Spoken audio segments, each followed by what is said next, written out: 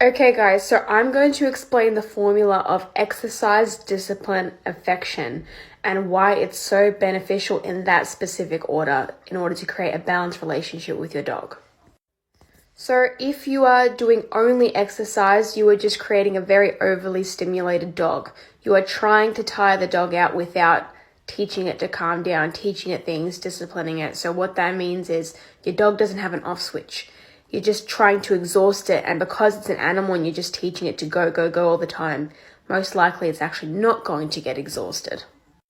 If you're only trying to enforce rules onto your dog without releasing energy and with no praise or award or anything like that, your dog's going to have all this built up energy, most likely not listen to you because they have that built up energy, which builds up your frustration, which also builds up the dog's frustration, and you're setting your dog up to be punished over rewarded every single time.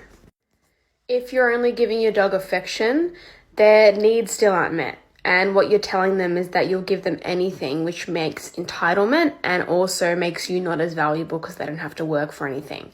But because they still have all this energy to do something, yes, they'll take the toy and the treats and whatever you provide them with and the over affection, but because you haven't brought them to the right state of mind first, you're patting and reinforcing either an anxious, excited, or dominant state of mind, and they will see you as weaker and they will release their energy in some unwanted way, whether that's being destructive, whether that's being anxious, whether that is lunging on the walk. So if you exercise your dog first and you fulfill their needs and you do it in a structured way, you are bringing them to a calmer state of mind. So you are releasing any pent-up energy they have, and because you are consistent with that, you're building trust with the dog as you fulfill their needs on a regular basis. If you then do discipline after that, because you've created a very calm state of mind through the exercise, discipline, which is creating the rules, is going to be easier because when a dog is calmer and more tired, they're more susceptible and open to your instruction. So when you say, hey, let's not do this, let's walk through the door calmly, because they have come to a calm state of mind, they will most likely listen. So you are also teaching them to respect you, not to just walk all over you, not to just be entitled.